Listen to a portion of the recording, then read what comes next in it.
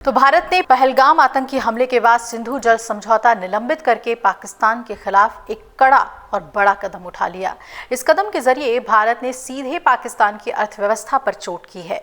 आइए आपको इस रिपोर्ट में बताते हैं कि क्या हमारे पास वो जरूरी इंफ्रास्ट्रक्चर है जिसके जरिए हम पाकिस्तान के हिस्से का पानी रोक दें, और इससे पाकिस्तान की अर्थव्यवस्था कैसे प्रभावित होगी, इस रिपोर्ट में वो भी समझते हैं।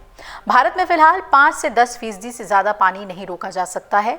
बांध और जलाशय बनाने में समय लगता है। भारत में 5334 बड़े बांध हैं और लगभग 447 बांध निर्माणाधीन हैं।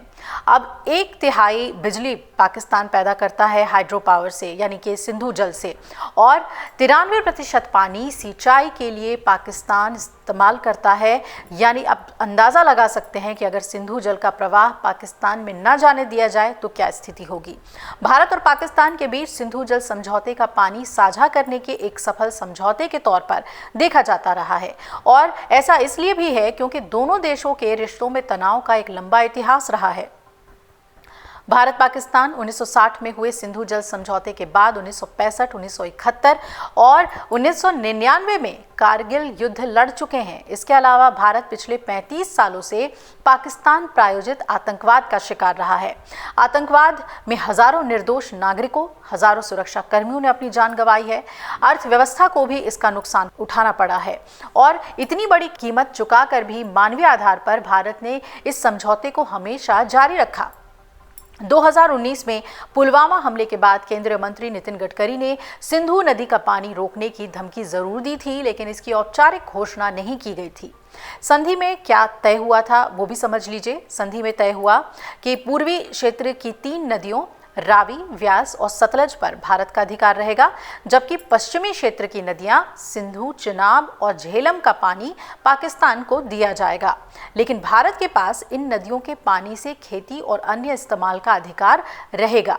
सिंधु, चिनाब और झेलम नदियों के कुल 16.80 करोड़ एकड़ फीट पानी में से भारत को 3.30 एकड़ पानी दिया गया, जो कि कुल पानी का सिर्फ 20% है। बाकी 80% पानी पाकिस्तान को दिया गया।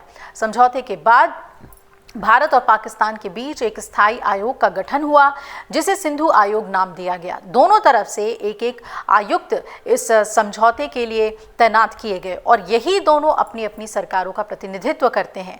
सिंधु जल समझौता प्रभावी होने की सूरत में इन नदियों पर किसी तरह के ढांचे का निर्माण करने के लिए पाकिस्तान की सहमति की ज़रूरत होगी, क्योंकि इससे उसे मिलने वाले पानी की आपूर्ति पर असर पड़ सकता है। अब विवाद का समाधान कैसे हुआ? भारत और पाकिस्तान के बीच नदियों का पानी को लेकर जब विवाद बढ़ता ही गया, तो आपको बता दें कि 1949 में अमेरिकी विशेषज्ञ टेनेसी वैली अथॉरिटी के पूर्व प्रमुख डेविड ललितयंथल ने विवाद समाप्त करने का प्रयास किया। सितंबर 1951 में विश्व बैंक के तत्कालीन अध्यक्ष यूजीन रॉबर्ट ने इसकी मध्यस्थता की।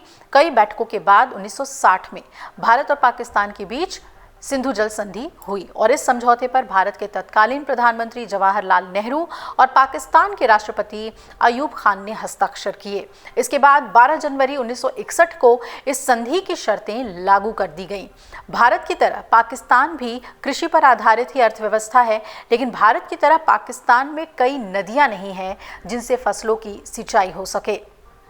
पाकिस्तान में भूगर्भ जल का स्तर पहले से ही बहुत नीचे जा चुका है।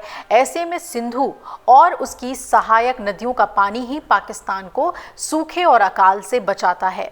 अगर उसे ये पानी नहीं मिलता है तो उसकी अर्थव्यवस्था तबाह हो जाएगी।